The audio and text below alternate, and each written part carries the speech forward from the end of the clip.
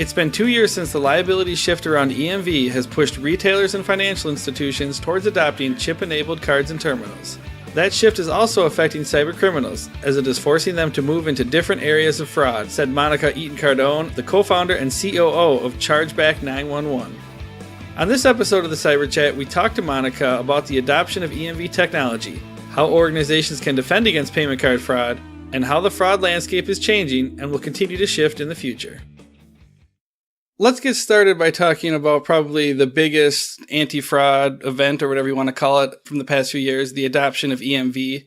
It's been just over 2 years now since the fraud liability shifted for retailers, and chip cards are continuing to become more widespread. For example, I just saw a report from Visa in June that said 50% of storefronts now accept these chip-enabled cards.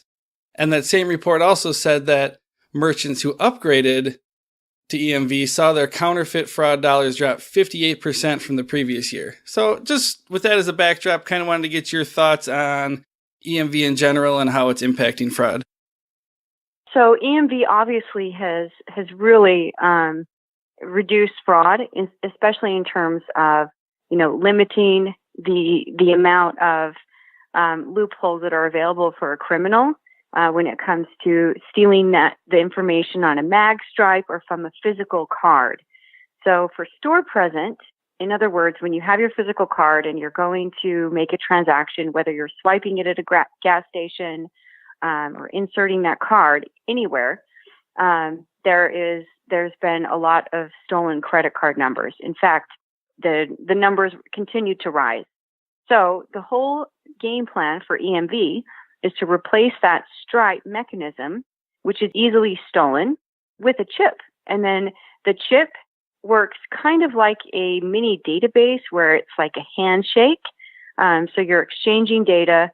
It's very, very difficult to duplicate, if not impossible at this point, because it's like you have to create a little tiny computer. And it allows for instant authentication, which means you have to use the actual card. You couldn't just steal a mag stripe and put it on another card or decode it like you could previously do without EMV. So with these chips, currently about 50% of all of the store present faces or merchants in the US have now adopted a chip enabled terminal. The problem is, so to answer your question, yes, it's reduced fraud significantly by reducing the mag stripes from being stolen. However, the issue is that those fraudsters aren't going to decide that they're going to retire being a criminal. Unfortunately, what has happened is that all of that criminal activity has just migrated to the online environment. So as a result, we're noticing, which is exactly how it happened in Europe when they produced EMV technology. But as a result, we're noticing criminals flocking to e-commerce ways for fraud. This includes stealing card data, figuring out different ways and scams of getting card information. And in a way, it would be like, let's say that you were buying a product from China and you sold that product to all of your customers. Well, you still have those customers and they still have a demand, and China tells you, sorry, you can no longer import products from China. Well, you're not going to decide, okay, I'm going out of business. You're going to find that product somewhere else.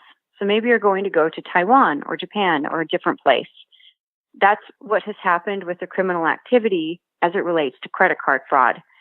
EMV has almost eliminated the fraud that criminals had previously related to store present activity or a physical card, but they haven't gotten out of business in terms of being a criminal. They've just migrated to a different source, and that's online. Well, you mentioned that 50% of the storefronts now accept these chip-enabled cards, but looking at, I guess, the more pessimistic view, that means there's still 50% that do not. And I know, for example, earlier this year, Chipotle, they announced a point-of-sale breach, and there had been reports previously that the restaurant chain said that they didn't want to upgrade their systems due to the increased payment times for customers. So, I mean, obviously there's this shift happening, but there's still plenty of opportunity for these old school, I guess if you want to call it, payment card fraud methods. So just wondering your thoughts on that. Ideally, in order to be able to eradicate a problem, you really need to have consistent adoption, 100%. So we don't have that. It's unfortunate, but when you institute a change like EMV, it's not a simple one.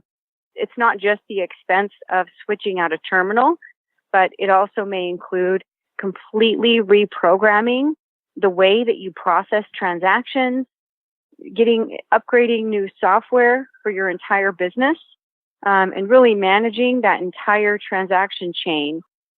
So definitely there's a lot of things to consider when it comes to making that switch. That high obstacle with the barrier and all of that expense has really been cost prohibitive for a lot of merchants, unfortunately. And probably the largest segment of merchants that hasn't gotten on board to adopt this change has been the gas stations. So if you imagine, like, you go to a gas station, when is the last time that you inserted your chip in to fill up your car? Like, you didn't, right? You just swiped it. So imagine the expense that gas station would have to undergo to completely replace that terminal. It's not a small one. So it will take time, but the fact that we've had, more consistent adoption, this is what's happening, which is really cool. So we have enough adoption, enough people, enough merchants are making that transition that it's already scared a lot of the criminals who were preying on these card-present ways of stealing cards, and they've already started leaving that market. So in many ways, even though it's only 50%, we're getting the benefit because that trend is scaring away the crime. I wanted to get your thoughts on point-of-sale vendors and payment card processors because, like, for example, earlier this summer, Sabre Hospitality Solutions announced that it experienced a breach. And every morning I go on and I check the state breach notification sites, and I'm still seeing a steady trickle of, different hospitality organizations that are, putting out breach notification letters because of that vendor. And then last year there was a breach related to Oracle's Micros POS system. So just wondering how these connected organizations can really defend against that, because really it's these third-party breaches so often that are causing a lot of these organizations to experience payment card breaches. So your question is, how can they defend against a breach like that? Yeah, I'm just wondering, an organization, they look at, some of these recent breaches involving kind of the supply chain. I'm just wondering, is there anything they can do to help against that? Oftentimes, if you're dealing with a breach, then this is something that's related to software. It's not necessarily, if you have EMV, it's not something that's going to reduce the amount of fraud. But if you take a look at what happens behind those mechanisms, you're storing the car data, you have a bunch of data. A lot of this is related to an e-commerce system or something that is online. The best way to help reduce a threat of a breach is to make sure that, number one, you need to make sure that you are updating all of your technology, just like you have, a phone or a computer and updates get pushed to it. It's extremely important if you have any type of transaction processing software that it's continuously updated. There's always new threats, there's malware attacks, there's all sorts of things that are out there. And for businesses that operate these software solutions, we can't operate thinking that the latest version or the version that we downloaded 6 months ago is fine because it hasn't it's not broken. It really needs to be, this is a continuous development process, and the world continues to change. There's new loopholes that expose, and all of that.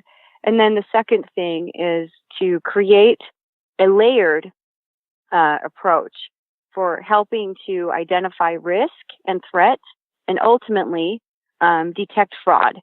So layered means that you don't just have one strategy. So it's like not just one line of defense. Maybe your first line of defense is you use software, you make sure that that software has updated patches and that it's totally, up to date and shielding you against the latest, greatest threats. But then you have another layer, and maybe that other layer is a manual review process where, every week or every day or every month or whenever, then you have someone who understands the components, in your business, and they inspect the transaction trends and they look for suspicious behavior. And they also look, at firewall activity and monitor some of these threats. There's things that software can help us do to monitor additional weaknesses, but it's not a real replacement for a set of human eyeballs that are going to look for patterns that a computer may not detect. And then, so you have layered technology, you have updates, and then third, I would say the third thing is to really make sure that there is a key focus that is placed on protecting your data. A great standard to follow is within the PCI standards, and this is like the standard for all of the card data and customer data, and it helps you to identify and really assess how secure is your system, how secure is your premise in terms of collecting data, keeping that data safe, and preventing any types of breaches. Yeah, and I wanted to get your thoughts on some of the other kinds of fraud. We're talking about how it shifted towards e-commerce a little bit, and here at Surfwatch Labs, we've seen growth in fraud related to all the online services. There's Amazon, Netflix, and hundreds of other smaller services that are connected to payment card information. So just wondering your thoughts kind of in general on, some of these fraud shifts and what consumers organizations can do or what they can expect in the future. Sure. So I always have to laugh when I hear, when it comes to fraud, then because we specialize in detecting fraud for chargebacks, of course, and I get, well, if you have such a good solution, then aren't you going to put yourself out of business at one point?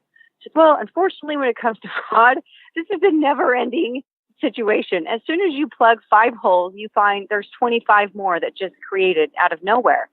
And one of the perplexing predicators here that we're dealing with is the fact that we have an evolving industry with so many new technologies.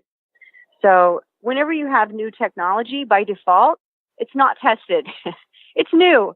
It's cool. It's shiny. It does all of these awesome things. And guess what? It has loopholes. There is going to be fraud. You're going to have to pay attention to it even more. It probably is new because it's solving a problem. Maybe it's plugging a hole that was previously there as a gap for fraudsters. But just because it plugs that hole doesn't mean that it created 2 others that maybe we never even saw before. And we've seen this happen with Apple Pay when it first came out.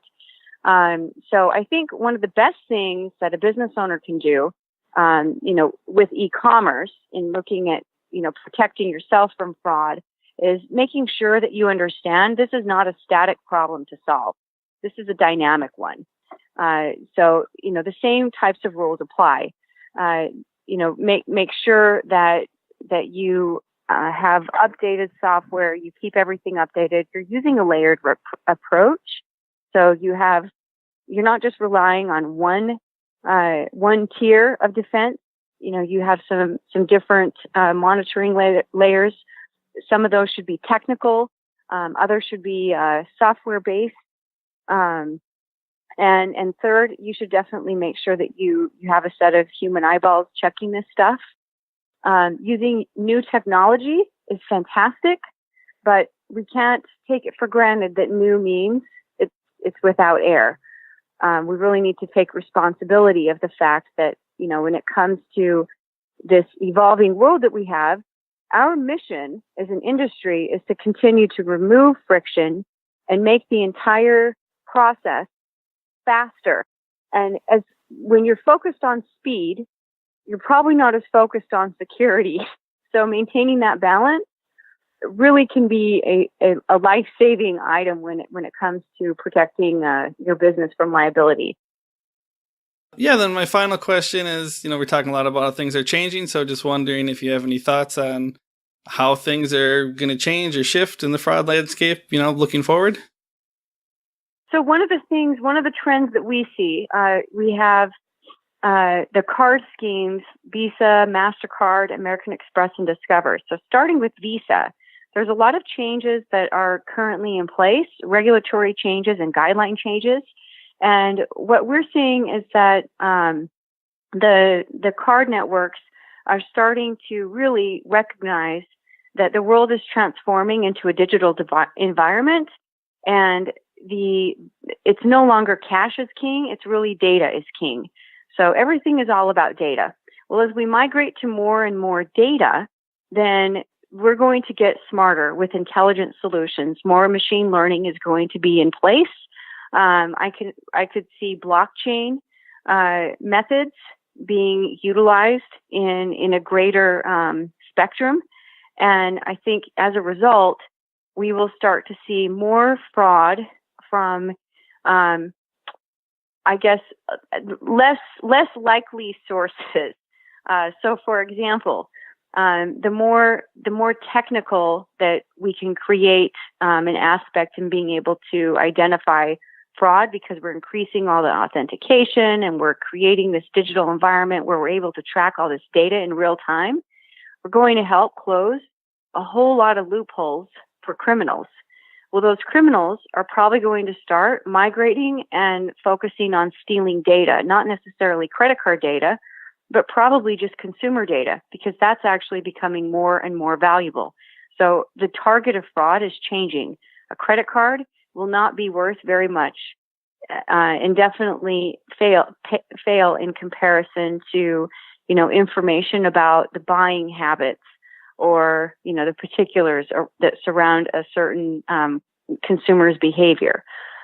Because with that behavior, then you can sell that consumer advertising. You can convert details. You can learn about them and basically impersonate them in other ways. But it's not really the same as identity theft. So I think that type of fraud will end up changing. But we'll also start to see a migration of other fraud, which we're already seeing. This will continue to increase. And that is something called friendly fraud. And this is a behavior that we're seeing. It's increased by 41% over the last 2 years alone. This type of fraud is the most unsuspected and hardest to identify because it is committed by an oftentimes innocent consumer. And really what happens, the consumer buys a product online. It's a faceless transaction. There's no person that's attached to that transaction. Let's say I buy something from Amazon. Now I'm dissatisfied with that purchase for whatever reason. And because I'm a savvy consumer and I know how everything works and everything is right at my fingertips, I have on my cell phone my Capital One account. If I'm dissatisfied with that purchase from Amazon, I'm just going to click on that dispute button. Now I clicked on that dispute button. I got a refund. You know what? I still have the product. And Amazon is getting hit with a fraud charge for that. So this is a type of behavior that we're seeing increase substantially because it's one of those areas that is kind of hard to identify because we don't want to actually point a finger at the actual customer committing fraud. But what happens with any fraudster is if you experience a reward for a negative behavior, and if that reward is linked to money, then what happens is it repeats.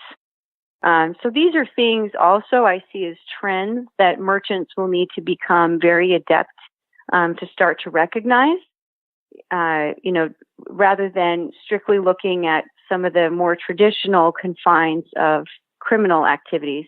They need to start reclassifying how does fraud look and what does fraud really mean. At the end of the day, fraud means that you're really losing money for something that you didn't do anything wrong. Someone took advantage of you. Either one side or another. There was a criminal activity and it shouldn't have happened. So when there's that type of liability, we have to be able to assess the situation, identify the source. And I think this will be a challenge as we grow, and hopefully more and more merchants will start to become aware, and we can help slow down the progression of this statistic. The Cyber Chat podcast is brought to you by Surfwatch Labs. Surfwatch Labs helps organizations and service providers quickly establish a strategic cyber threat intelligence operation that drives more effective use of their tactical defenses. For more information on cyber risk intelligence, check out surfwatchlabs.com.